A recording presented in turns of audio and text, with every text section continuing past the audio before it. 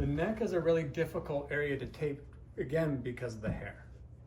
So how can we affect the structures that come up to the base of the skull, for example, without being able to tape directly on much of the tissue of the actual neck? The principle can be if we tape below it and tape kind of thinking from a connective tissue standpoint, trying to pull things down this way, then maybe we can be pulling, and either that'll help. Usually most people get kind of stuck with their neck protracted like this. So if we can kind of help pull them back, then that might alleviate, might is a big word, might alleviate issues related to up here at the base of the skull. Now, here is an excellent place where using warmth and hot towel can go a long way. Whew, they get nice and toasty. So I usually have to open them up and fan them a little bit to make sure I'm not cooking anybody. Now, do you guys squeeze yours out all the way? Yep.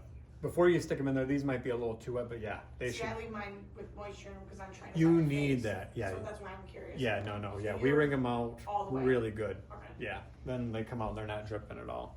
So, okay, hot towel coming on the neck. It's like the estheticians for the place, they leave it pretty wet. Say that again? The estheticians leave it pretty wet. Okay. Yep. That feels amazing. That's the thing, you hear it. It feels incredible. Using this and then even letting it sit there, as long as they're comfortable with it and getting cool, that's a natural contrast that just graduates, right?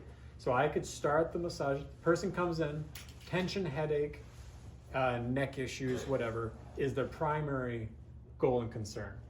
What if I started the session like this, just light massage over the hot towel, and then left that there for the towel to cool, and now we've had a cool contrast hydrothermal therapy experience that is gonna have already done something, warm the area up prior to me going and doing the massage parts, which for me would mostly occur in sideline. So now if you're gonna do neck work in prone, which you can, then you have to really get good at the, I talked about sloth claw, but it's also always remembering to try to focus your pressure at the middle or the third phalange and the fourth. So your middle finger and your ring finger should be the ones where if I come over, those are the ones I'm using to do this kind of gentle massage up and down the erector spinae and the splena cervicis capitis, all that. And you can do what is a pretty good sensation-wise neck massage in prone. Gotta make sure your face cradle is nice and stable so it doesn't slip and everything like that. But there's nothing wrong with doing some work here. Like anything, my best suggestion for what to do for our person's problem area is work on it multiple times in multiple positions. So work on the neck a little bit in prone, then a little bit, I do most of it in sideline, and then a little bit in supine. And that naturally will probably guide me, one, assessment wise. I'll identify where things are off and what's too tight and what's too long. And then future sessions, we'll just get more and more nuance with it. Now, do you have a side of your neck that tends to be more problematic, or is it pretty even? My right side. Right side. So just using the heat, massaging right over the towel, and it's cooling off enough now. Now, what I'm gonna then do is play with, scoot this down just a little bit, cool. Using the dry towel, because I gotta dry everything, so there's more warmth again, not so bad. Then what we can use in this situation for the neck is actually adjusting the face cradle to put the posterior neck on tension. It makes it a little bit easier than trying to tape like this area by comparison in sideline, because if I want to get it uniform, that can be harder to do if you tape one side than have them flip and tape the other side. So here, always when you're adjusting the face cradle, hold it stable with one hand before you unclip anything, okay?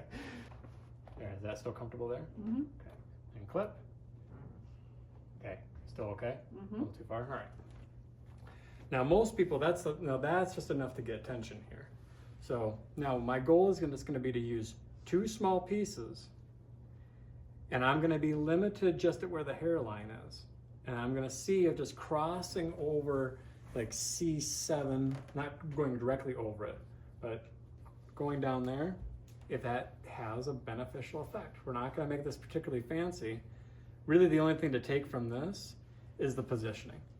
Is to say, okay, just adjust that face cradle, and then you're good to go. Just fold it in half, and you have the crease so that it's symmetrical. Right there. The challenge I've had with the pre-cuts is having ones that aren't long enough.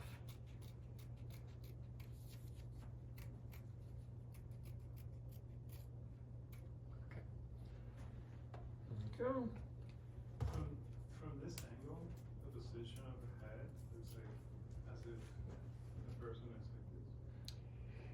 Well, actually tipped more down. It's more like they're this. Yeah, but it's just since the head is not this way, so it looks that's the way it looks from here.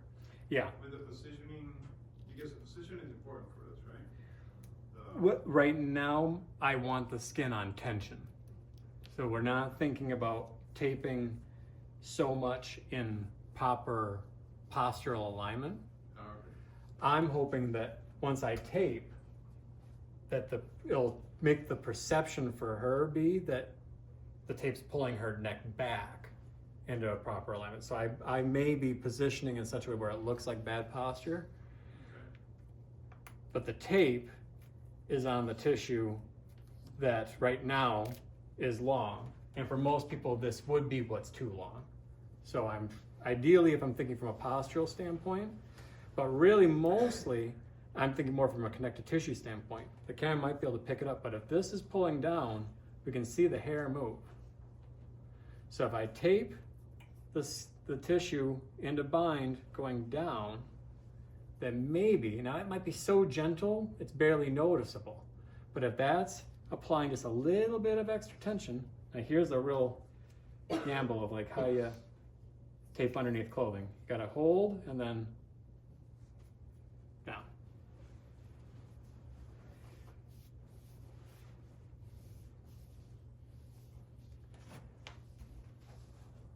But I'm thinking much more from a connective tissue standpoint than a postural standpoint. That's the quicker way for me to have responded right there. And I'm just hoping, and here's the real challenge, is trying to get this symmetrical. It's like, here's my anchor, see if I can get it right on the other side. Pull that up before I get it. Good. There. Beautiful. Then pre-tear the other anchor.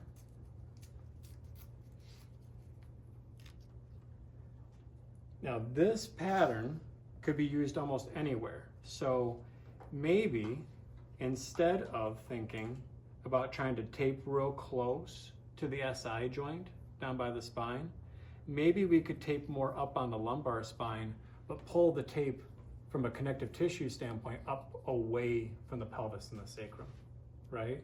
And I could see if it felt like over the course of time we had a beneficial effect on an SI joint related issue, even though we taped higher up.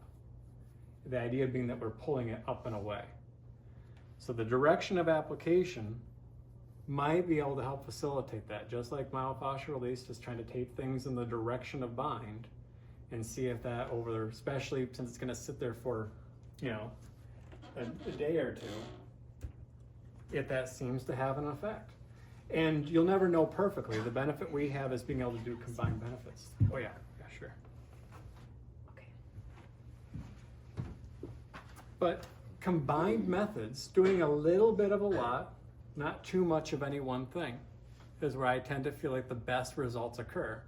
And we, in our field, are able to incorporate so many cool little subtle things. Like the hot towels alone, from that hydrothermal therapy piece, can be a big added like factor in your therapy that is not related to your technically your massage skills, right?